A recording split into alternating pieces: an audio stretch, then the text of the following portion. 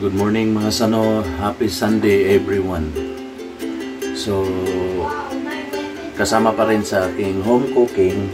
Actually, hindi totally na magluluto ako ngayon kasi ay kakain ang ipi-feature ko sa inyo ngayon itong puto maya at saka itong budbud o sa Tagalog suman. So, ang twist ko lang dito is yung sikwati ko o yung tsokolate na talagang galing sa amin sa Bohol. Sariling harvest namin sa may 2 puno kami ng kakao sa bakura namin, yung kakao tree. So pinadala ni mama, ginawa niyang yung kakao ito, ginawa niya at saka pinadala niya sa akin kasi wala talaga akong magugustuhang ibang sikwati kundi galing sa gawa ni mama sa Bohol. So may 2 puno kami ng kakao doon. So gagawa ko ng sarili kong sikwati. Mga sano, nakasanayan namin to. Siyempre mga sano, alam nyo to, lalo na sa mga taga-probinsya. So ito, gagawa ako ng sikwati para ipares ko dito sa aking puto maya at saka yung budbud o suman. So, ito mga sano, isano natin. Saka kailangan, siyempre, may traditional akong batirol. So, ito yung gagamitin natin para gumawa tayo ng sikwati. May na yan, may tubig na to. So, gagawin ko na lang. Siyempre, pag may batirol, may borneo.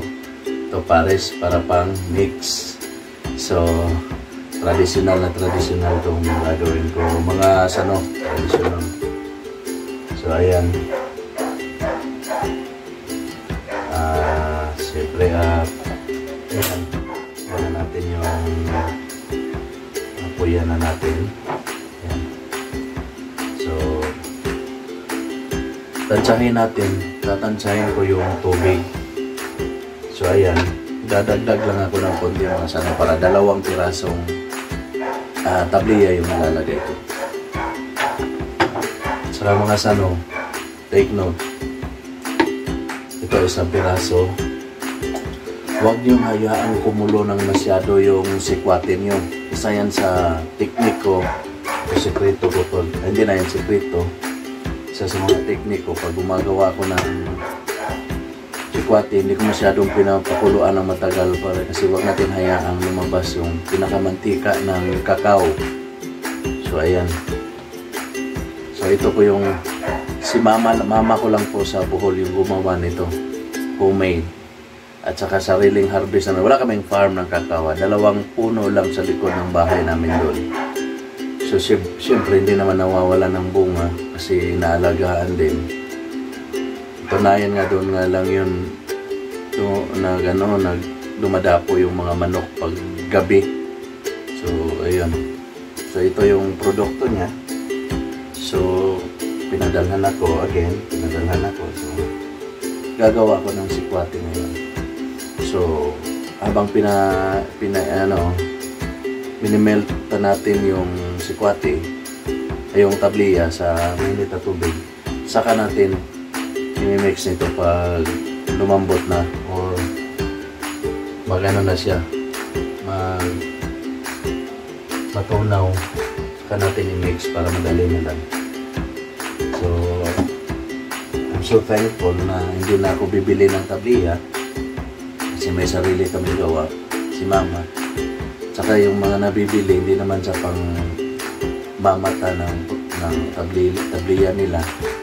So, alam naman natin na talagang may grano after mong kuluan, after siya ma-melt, ma-dissolve, may maiiwang grano. Ito talaga wala, purong-puro.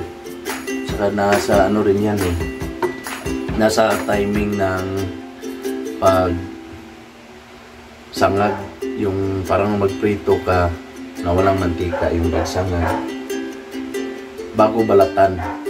Siyempre yung process niyan, pagka-harvest mo ng tabliya, ibibilad para mag-dry na siya, dry, saka isangag.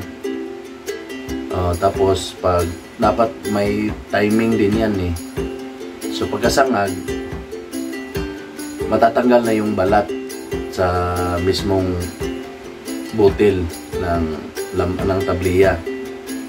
So after nyan, hindi pa yan tapos, sasangag ulit yan para mag-dry before dalhin sa gilingan. So kailangan din yan ng timing eh, kasi pag nasobrahan, pait. Pag kulang naman sa sangag, para lang siyang basa pa o walang hindi babango. At saka dapat yung sakto lang talaga, tatama yung magmimit yung pait at saka yung pakla. So nandun magiging perfect siya pag doon ka sa gitna, in between pakla and going to pait, doon mag-aabot. So gagamitin natin ito mamaya. So pause muna tayo mga sano.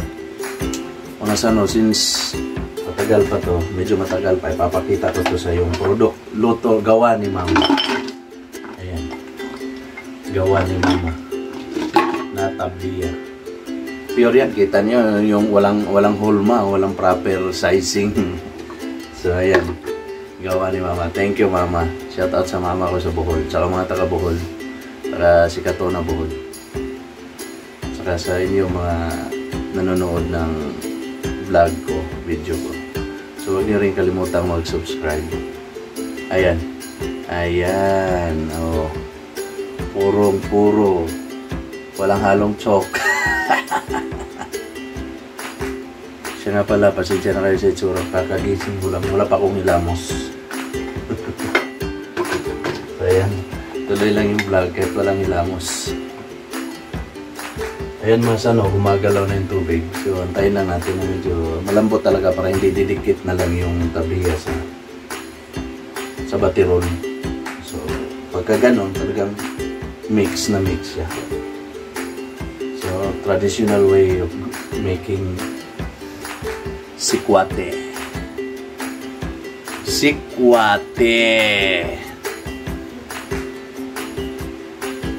So mga sano, gagamitan na natin ng bornilyo o bolonillo sa iba. Pero pauna pa lang to. Para gagalaw lang siya doon at magka-crust.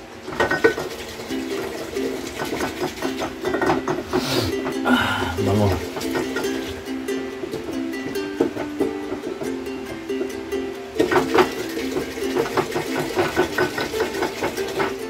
So hinaan natin yung apoy.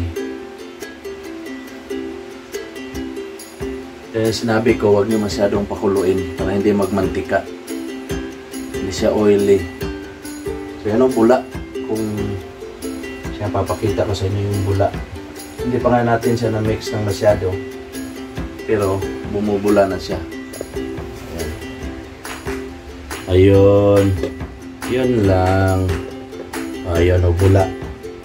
Siyempre, purong-puro na tabliya eh, kakao. Kaya, bumubula.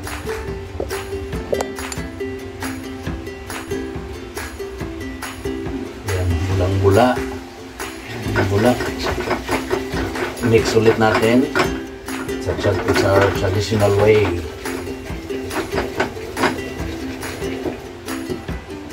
Durog na. Wala na yung tabliya.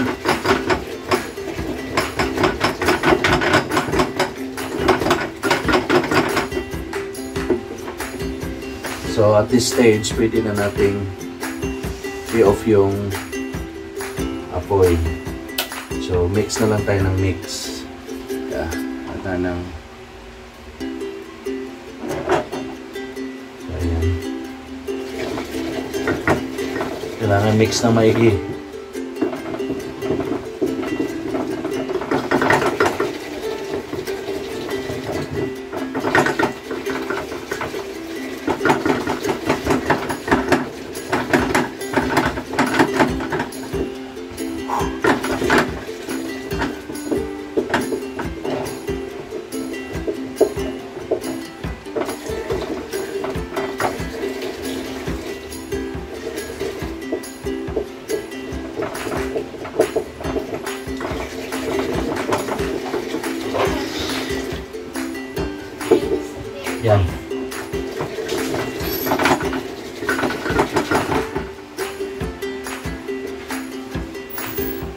Pwede na siya mga sano. So ayan.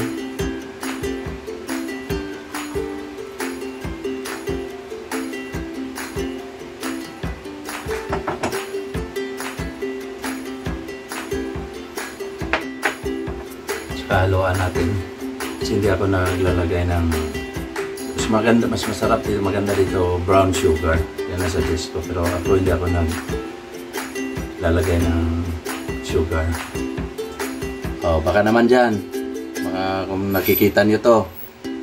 So ito yung pang halo ko.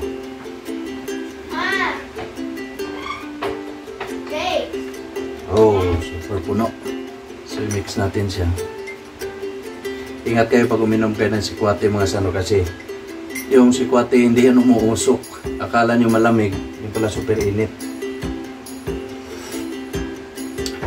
Nako. Iba talaga pag puro. So yan mga sano, early in the morning, Sunday morning. Have a blessed Sunday everyone. Putumaya at homemade sikwate, homemade tablilla, sariling harvest na kakao.